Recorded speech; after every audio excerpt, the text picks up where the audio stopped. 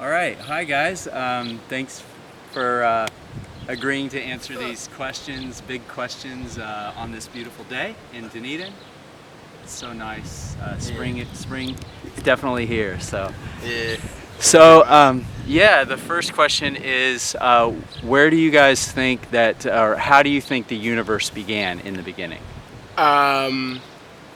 Honestly, I have no clue. I have no idea. I don't really believe in religion or anything. So I wouldn't have a clue, to be honest. I mean, if there's not a sort of religious answer, then What'll be what would be the other choice? like a sort of a Big Bang sort of situation. I haven't really thought about it too much in depth or anything. But yeah, that's probably my answer. Yeah. Okay. And what about you, Georgia? Mine would definitely be something sciencey, like the Big Bang, I would say. Okay. Because it just makes a bit more sense, you know? Little particles banging into each other, mass accreted, things getting bigger, orbit starts. Yeah. That's how I imagine the universe. What do they say? Yeah, I do a science degree, so they do teach you a little bit about it. But the sun, it was just something like that, something sciencey. Yeah. Okay.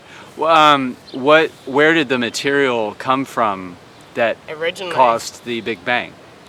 Bear's getting into it. Yeah, that is a question that I would not be able to answer, to be honest. Just you'd like to think energy, things. What? But energy is part of the universe, Yeah. right? It's space, time, matter, energy. Yeah. So, I mean, Where did what's it the come origin from? of energy? Wow, that is Well, that is something I think humans haven't discovered yet. And I think that's saying I feel like we're quite far away from discovering. Okay. Yeah, so if you look at how much we've discovered in the universe, all the planets and stuff, it's still such a small sample. So yeah, I think we're millions, if not billions, years away of finding out. Assuming we live that long. Assuming we live that. Yeah. Exactly. Yeah. What about human life? What's the origin of human life? Or life in general? life in general. I guess it starts off with surviving. Well, that's once you've got it going, but I Yeah. mean, how did it start? Like from non-life to life? From non-life, from Assuming you would agree we're alive and the grass is alive and the birds are alive. I would think I'd agree, considering we grow and Yeah. we move. Yeah, I guess probably just the old classic cells, and then cells mutate into other different cells with different things. And But the first cell, because a cell is very complicated. We Yeah. learn more and more. You're in science. What area of science are you in? geology and oceanography. Okay. Yeah, so. Okay, so you've studied a bit of biology probably yeah, in a little bit. oceanology. So you know a cell is, I mean, it is very complex, Yeah. even a simple Yeah, cell. well- So really, how do you go from a Big Bang to this complicated cell under, I guess it would have had to been perfect conditions. The sun did it, or The sun had a lot, Warmed I it. reckon, to do with it, but the energy and the radiation it gives off, is pretty special. And I think this planet's pretty unique to how much it gets, and it's such an idealized place for Goldilocks. Yeah. Goldilocks.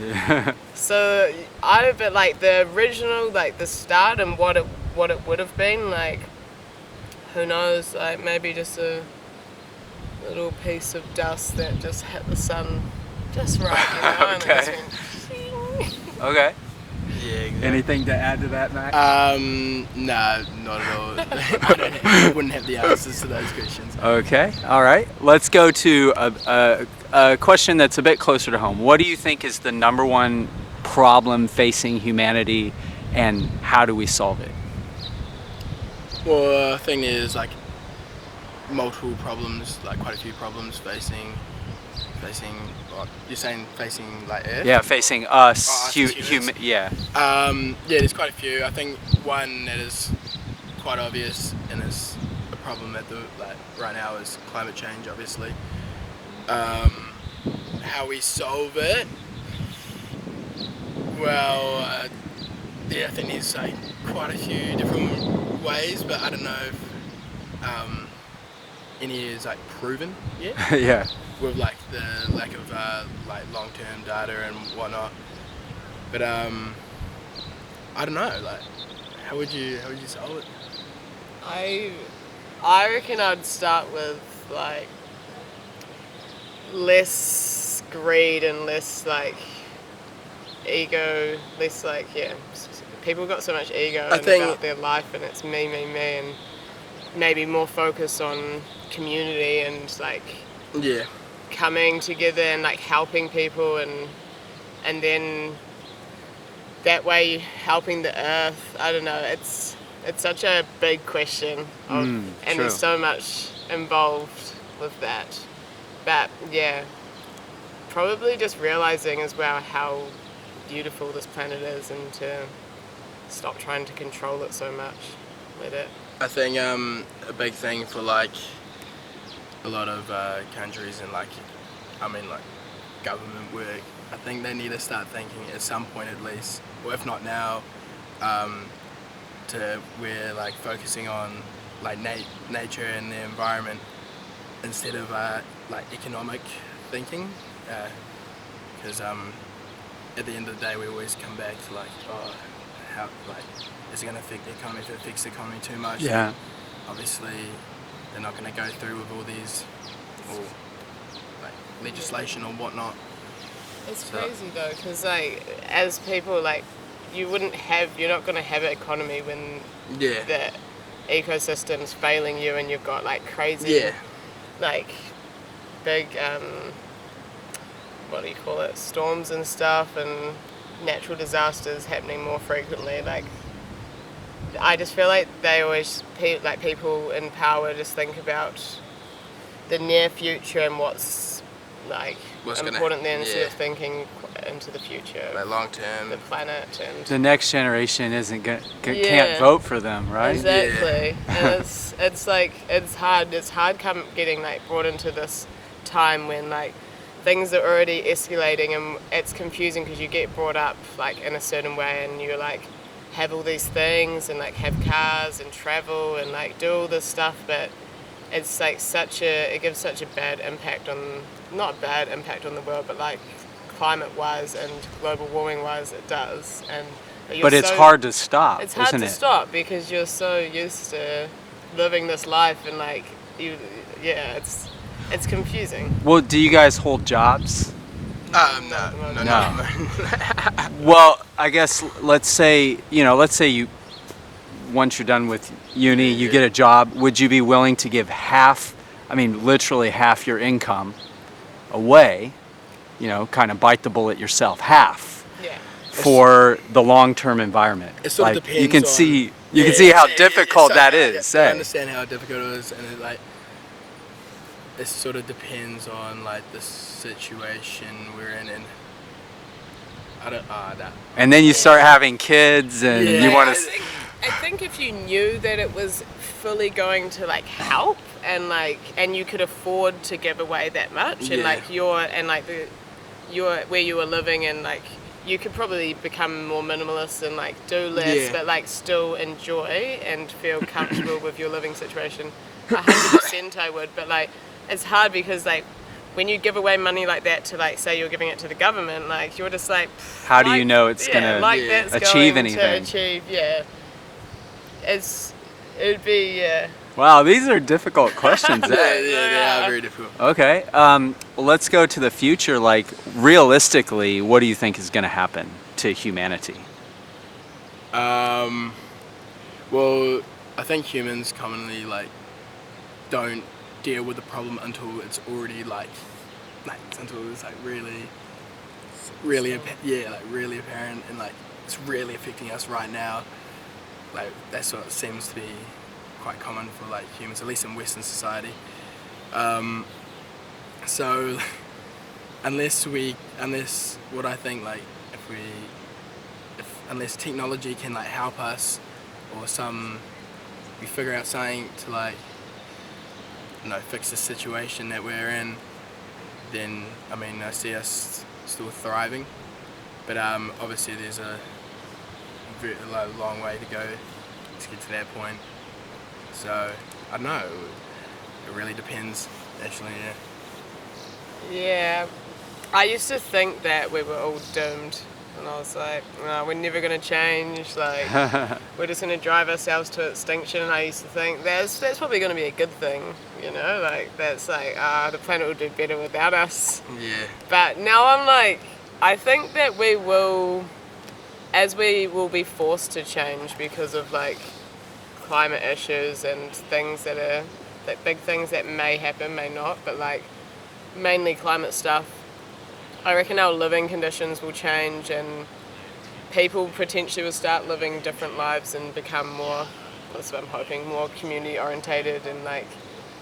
Will the government have something to do with that? I reckon that the government will become less important for those decisions. That's what I think. Like, so you think people will voluntarily choose to live more simple lives? You said greed. You talked about greed before. I know, but so we can switch off the greed. Yeah. That's gonna happen. I think it's for me saying that it's like a hopeful thing. Like, if I was being realistic, I don't like to think like realistic anymore. It makes me too sad. So I just think Wow. I'm just gonna keep thinking that.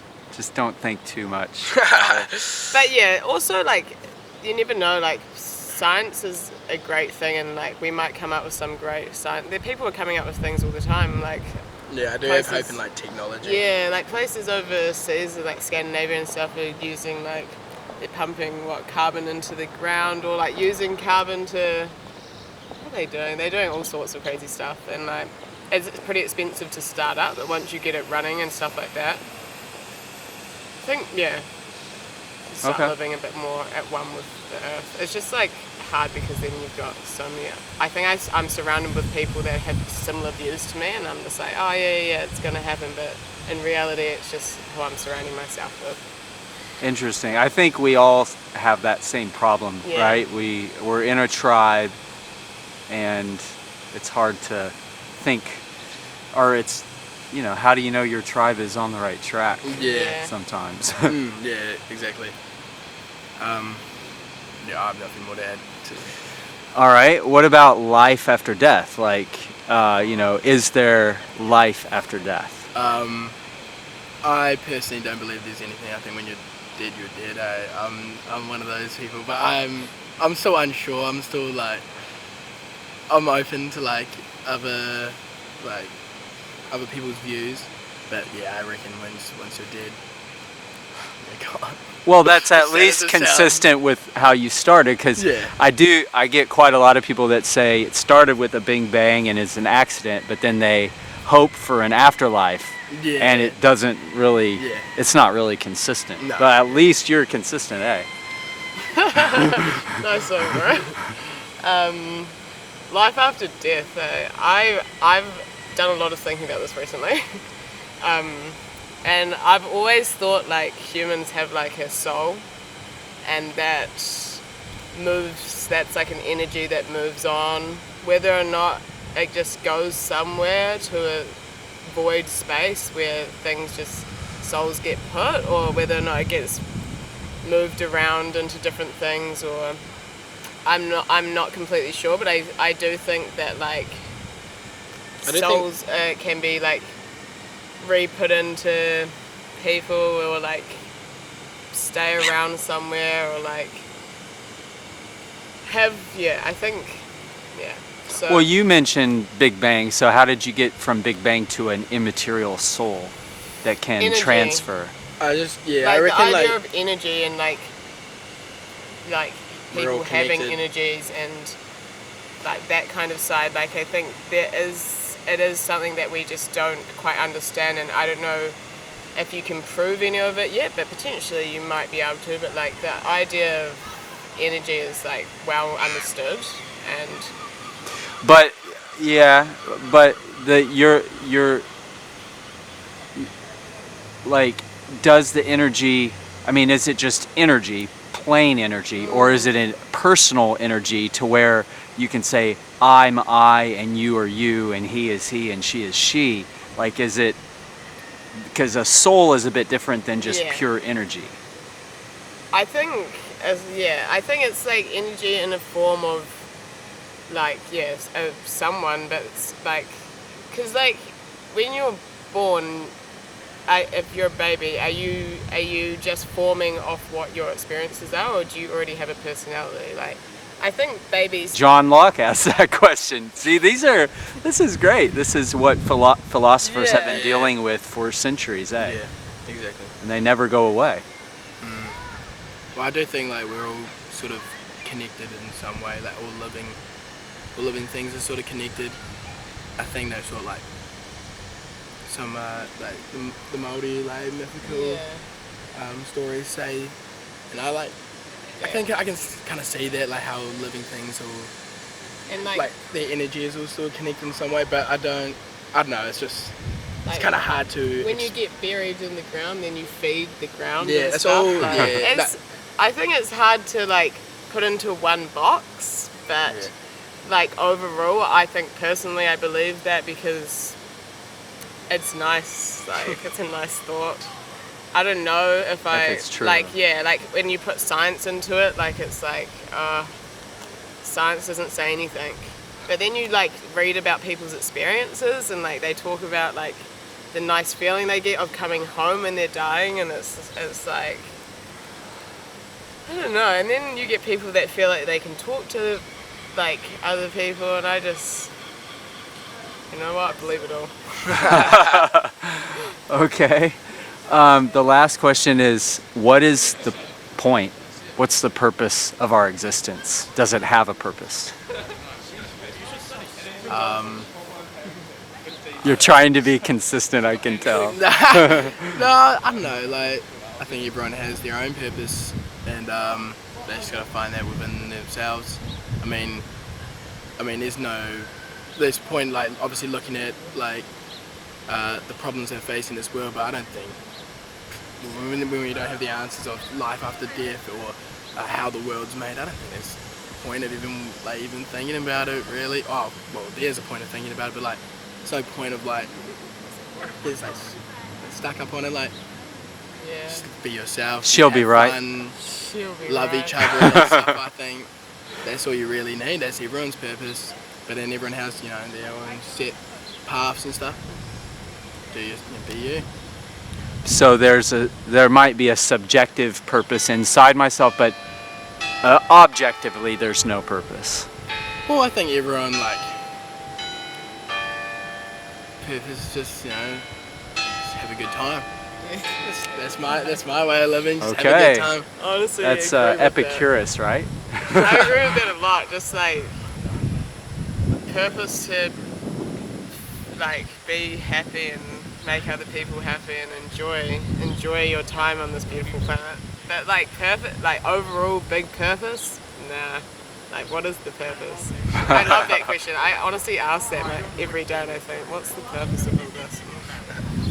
I just think, oh well, enjoy yourself, smile, have a good time, have a laugh. Life's short, man.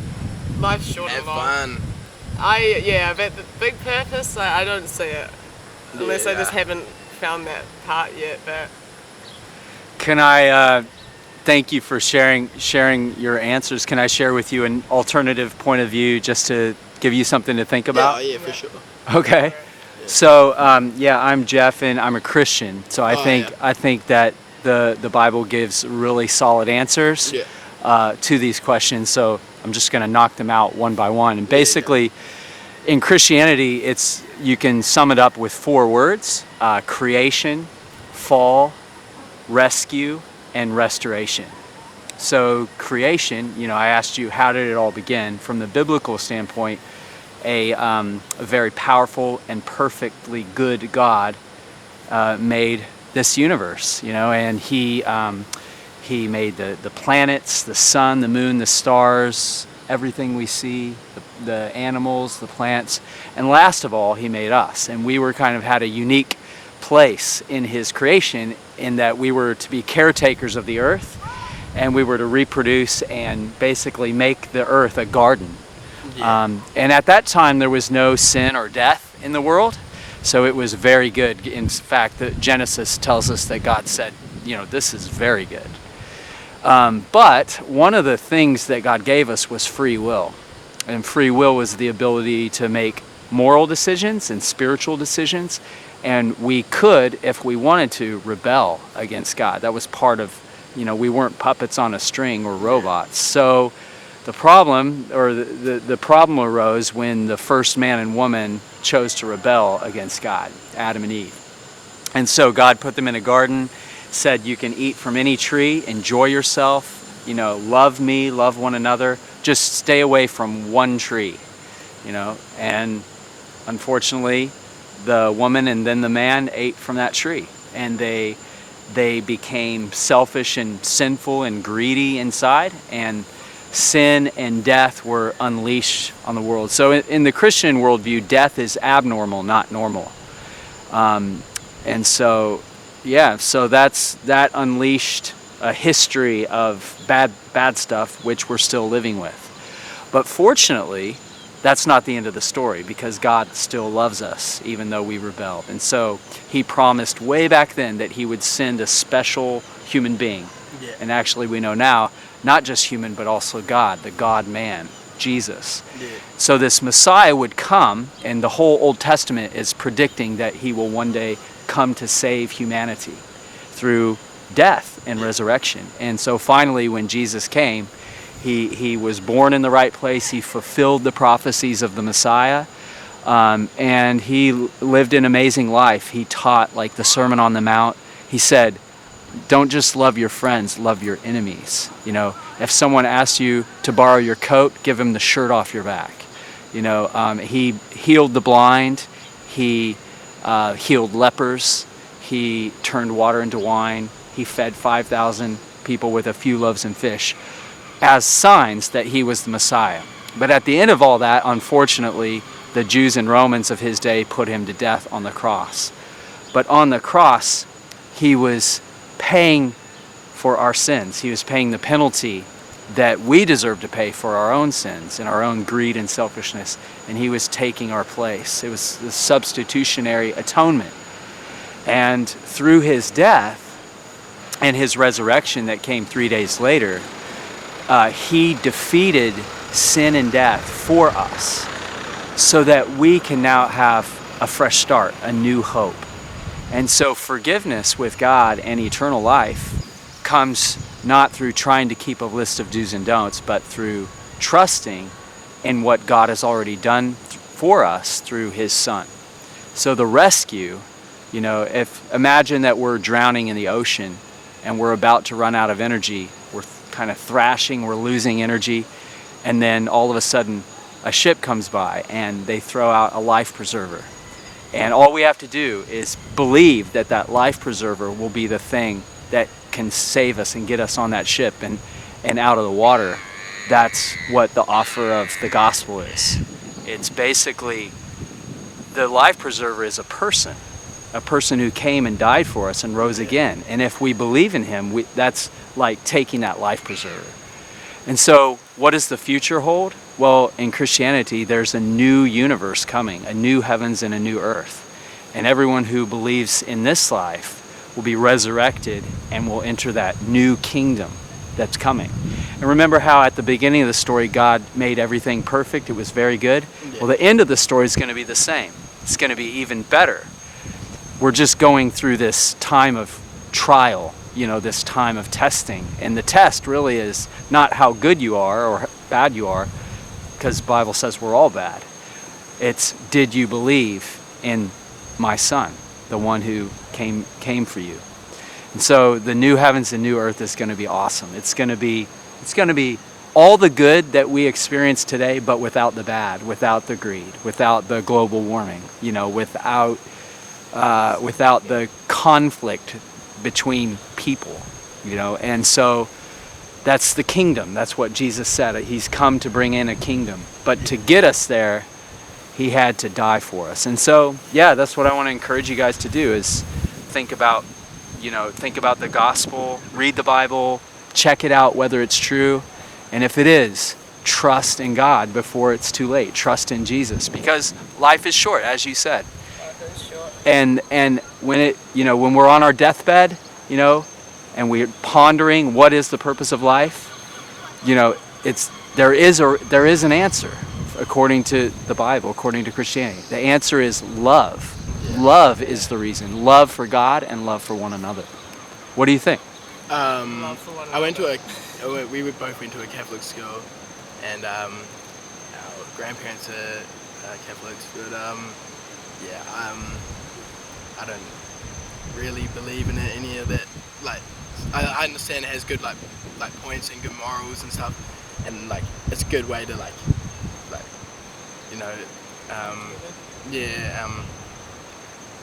don't know how to explain, but like just like good for it teaches good morals and stuff, like to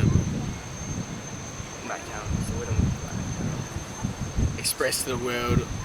But in saying that, like, I've read some of the Bible, and I've read some stuff, and I just not only don't believe in it, just some of the stuff I don't agree with. And I think a lot of the views on how we treat the world and stuff come from the Bible, actually, and that God made us like individuals different from nature and stuff, but we're not. We're one with nature, you know what I mean? Yeah. And that's why we have those views of like, I don't know, like we're better than nature and stuff, you know what I mean? Like, Yeah. which I just can't, like, I don't know, can't accept. Yeah, I just don't feel the need to. I'm just happy with what I believe in, I guess. And it's not that I don't think like people should, but like religion's got a bad rap in the background of like everything. It's caused so many divides in the world, and like it was some people would say it was the start of like how the world is now. Your mask. Oh, thank you. Thank you for that. No worries. And I suppose like I understand like people believing and stuff, but for me, I just don't. I was brought up around religion and understood it, but I've never, even from a young age, I just didn't believe it, because I just thought I didn't even see this guy. How do I know? Someone just didn't write the book like everyone else writes books, you know? Yeah. It's hard. Like I just feel like I feel like I'm obviously, for me, I'm really privileged, and I've lived a really privileged life, and I somewhat don't feel the need to believe in anything else but what I'm living in right here and now, and what I see and what I'm breathing every day. Do you think that could possibly change in the future, depending on circumstances? No, I don't think so. I don't see what would make me turn down. Like, I feel like I believe in things. I believe in the world. I believe in things happening. Not for so much a reason, but like things will always fall into place if you let them fall into place, because that's life, you know. If you love lots, you get lots of love back, and you share and you spread lots of love, like how you say. Yeah. But I think that external need to love something that I don't exactly believe in. It's not like, I don't feel like there is a God in some way. I feel like the universe, the earth and stuff has like, maybe not gods, but like some, like what would you... Supernatural? Yeah, supernatural, like, but then again, like, I don't know. It's hard to... Yeah, I think a lot of people, because of the questions, the origin of the universe and the origin of life are very difficult for science. I think, some people do. That's why they believe in God. Yeah. Others just say we don't know, and maybe we'll find out later. Yeah. But I would submit to you that, consider God as one of the possible answers in figuring out, the origin question, because, if God's there at the beginning, then possibly he is able to communicate with us. And from the Christian standpoint, God has communicated through us, through prophets and apostles, and primarily through the life of Jesus. And if you look at Jesus himself, Christians have done horrible things, same as us all. And there's no doubt about that. But Jesus, the Christians would say, that's why we need Jesus, because he's the only perfect one, and it is through him and his life, death, and resurrection that any of us can be right before God. And the God of the Bible is a holy God. We can't look directly at the sun because it's too bright. But imagine in the moral sphere how holy God is. And that's why we need the cross, is because otherwise, we're just going to be guilty before, there's a standard and we haven't reached it. And you may not believe that, but that's definitely what Jesus taught and came to solve, is that gap between our goodness and the holiness of God. Yeah, I see that a lot of humans haven't probably fulfilled in the way that they've like brought in greed and like lots, but yeah, I feel like personally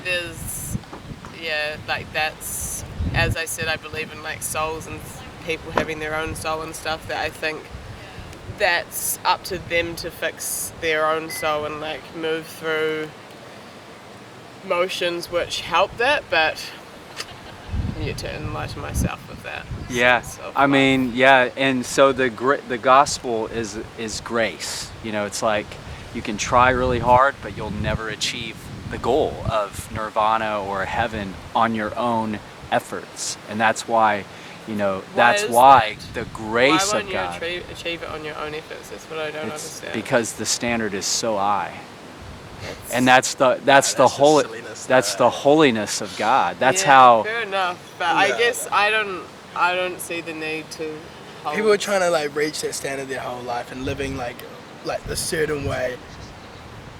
I'm sorry, it's not for me either.